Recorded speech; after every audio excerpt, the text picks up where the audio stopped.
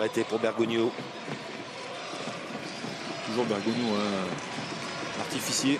C'est bien frappé, très bien frappé. Et ça termine au fond du filet. Ce ballon repris de la tête par Léo Schwechlen.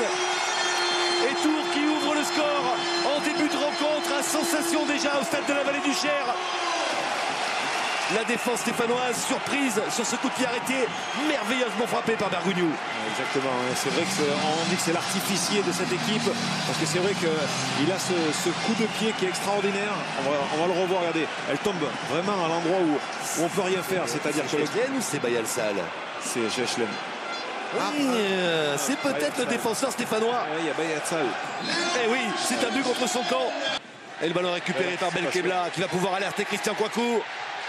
Kouakou dans la surface de réparation, le crochet. Non, il va peut-être même recevoir un carton jaune, oui, pour simulation. C'est la deuxième fois qu'il provoque, qu'il veut simuler. Et la première fois, l'arbitre Nicolas Rainville n'a pas sorti de carton. Et là, c'est la deuxième fois, donc il est obligé de l'avertir. Remplacé par le numéro 16, Franck Tabanou. Carton jaune. Alors effectivement, Franck Tabanou va tout de suite se positionner sur le côté gauche, comme prévu.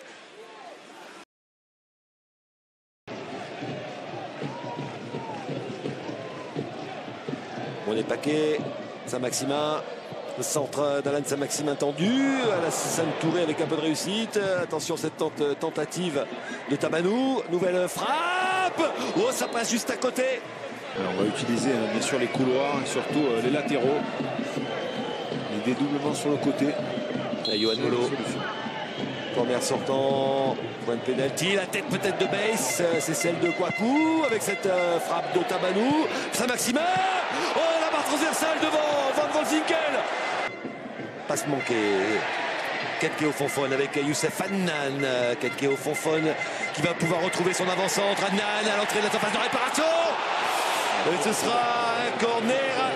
Il était bien placé, Nicolas Rainville. Très beau retour de Perrin. Regardez ce tacle défensif. Ouais, magnifique. Parfait. Magnifique. Merci à ce ralenti de Xavier Debuter là. Alors attention, peut-être une combinaison entre Adnan et Bergogneau. Ou un ballon décalé par l'ancien Brestois. Attention à Kouakou sur le côté. Bergogneau avec Adnan. La frappe de Youssef Adnan. Oh, il a failli dévier ce ballon. Oh, le petit ballon bien donné pour Van Wolfswinkel. Oh, quel retour d'Alassane Touré. Le retour défensif déterminant là de l'ancien Lensois Alassane Touré. Salué par son entraîneur qui applaudissait là Alexandre Dujeu. On va revoir cette intervention défensive. C'est un très bon ballon donné par Saint-Maximin dans la profondeur. Et il arrive lancé. Sur Ricky. Yohan Molo. Accélération de Molo avec un ballon sur le côté. Position de hors-jeu de Franck Tabanou. Non.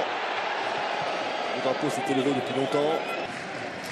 Il avait marqué 9 buts la saison dernière, Christian Kouakou. Il en est à 4 cette saison. C'est Léo Schwechlen qui s'aventure sur le côté gauche face à Jonathan Brison. Schwechlen, il fait tout. Il défend, il attaque. Il veut tout faire aujourd'hui. C'est vraiment le match pour être de partout. Et il est en train de démontrer à tous ses coéquipiers. Molo. Face à Kouakou, le centre de Yohan Molo. Et cette tête qui passe juste à côté de Fabien Lemoine. Fabien Lemoine qui fait cette tête décroisée exceptionnelle. Et le bon travail sur le côté de Yohan Molo.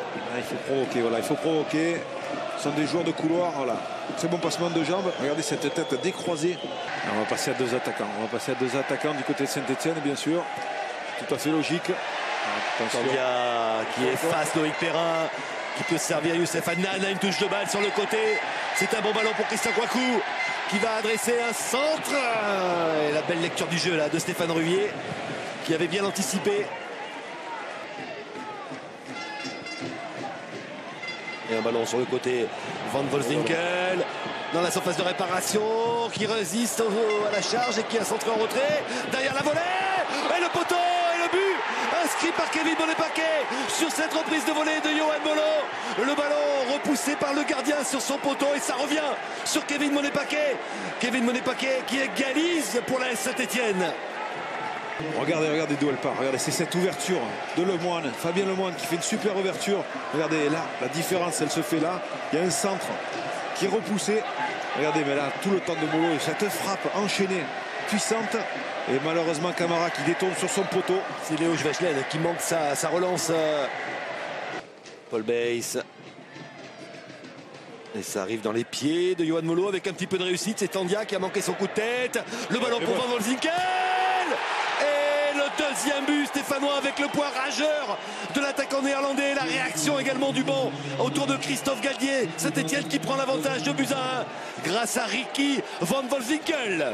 Van Wolfswinkel. Et oui, on l'a dit cette fois, c'est vrai qu'il ne lui faut pas beaucoup d'occasions. Et là, il a réussi à, du pied gauche, enchaîner. Il sait où il est le but. On va regarder la belle passe. Il y a une erreur de la part Léo Schwechlen. Ouais, exactement, qui couvre. Oui. Ouais, c'est ça, tout à fait. Il a été très mal passé.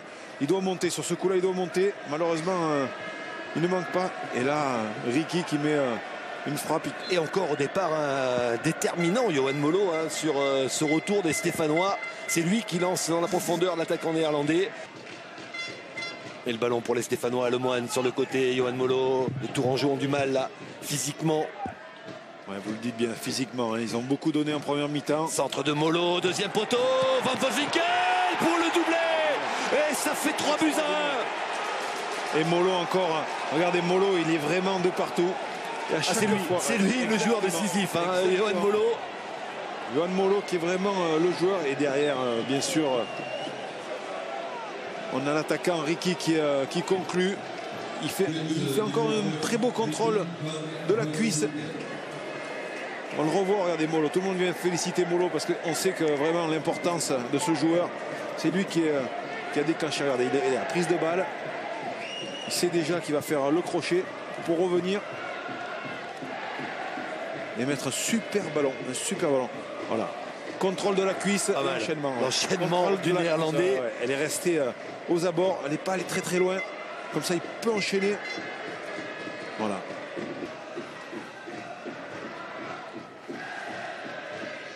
On le sentait, les Tourangeaux. Attention à cette frappe en demi-volée.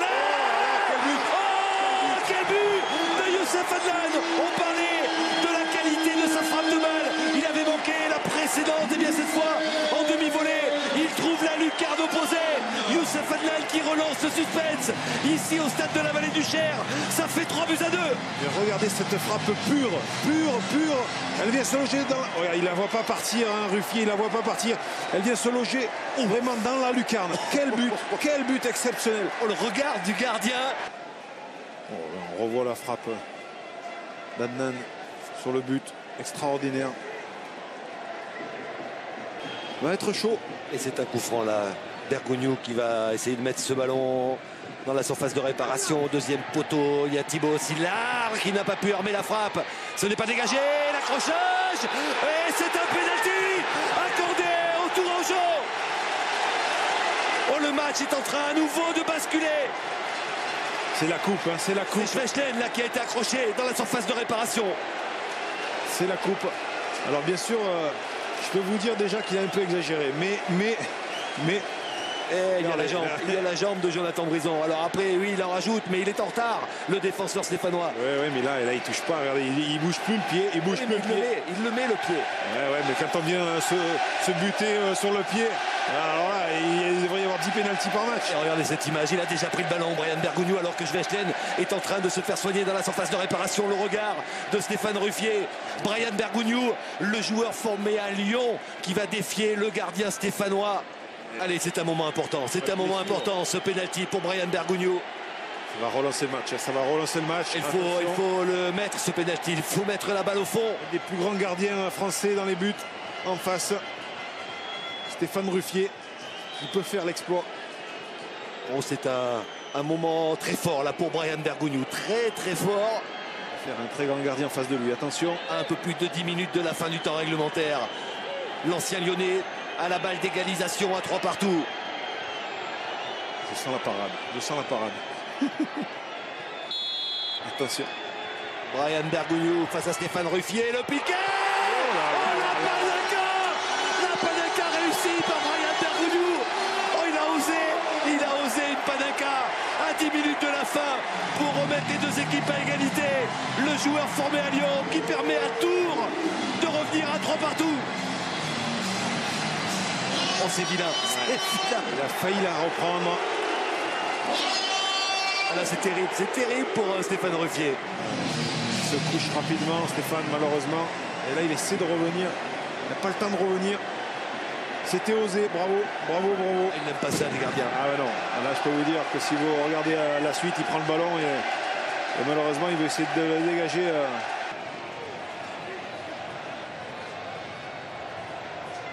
Attention, il y a le marquage.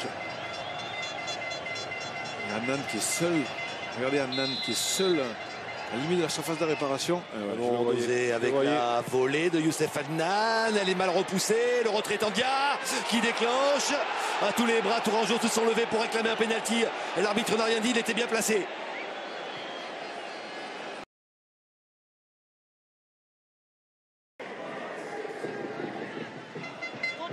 Molo qui recherchait Van Wolfswinkel, il l'a trouvé, la frappe et ce ballon dégagé par Florian Miguel en catastrophe devant sa ligne de but. Encore 5 minutes dans cette première période et le ballon pour Mevlut Erding. Vite sur les côtés. Dans la profondeur pour Van Wolfswinkel, position de hors-jeu du Néerlandais. Heureusement, parce que sinon encore il avait... C'est un vrai exploit que réalisent les Tourangeaux à l'occasion de ce 16e de finale de Coupe de France. Et il y aura un coup franc, un très bon coup franc avec un carton et il sera de quelle couleur? Il sera rouge. Il sera rouge le carton pour Christian Kouakou. Les Tourangeaux vont terminer la rencontre à 10 contre 11. Et là encore, la décision semble un petit peu sévère. Là. Elle est sévère, il ne voit pas arriver. Là, c'est sévère. Hein. Pour moi, pour ma part, c'est très sévère.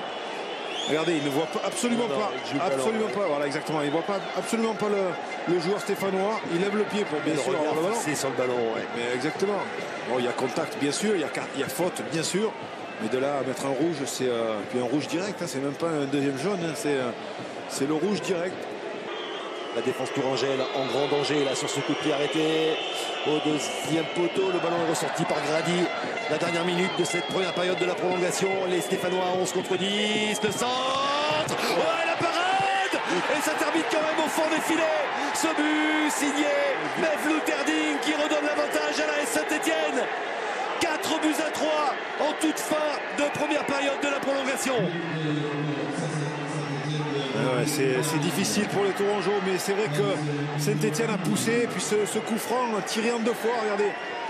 Et là, c'est Nguemo qui va venir placer ce centre magnifique. Première tête, parade exceptionnelle de Camara, qui malheureusement remet la balle en jeu sur la tête de Mevlut Erding.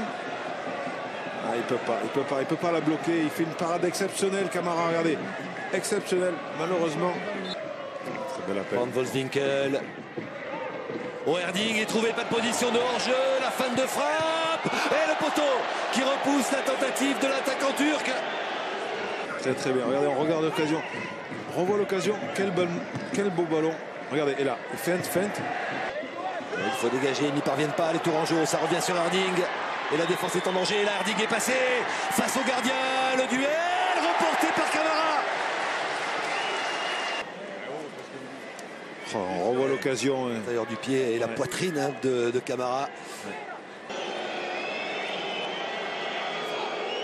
Très peu de joueurs stéphanois, 4 joueurs. Deuxième poteau, Paul Bays qui remise. Et le voilà, le but de la victoire. Il est inscrit par Kevin Monet-Paquet. On le sentait venir. Remise de la tête de Paul Bays.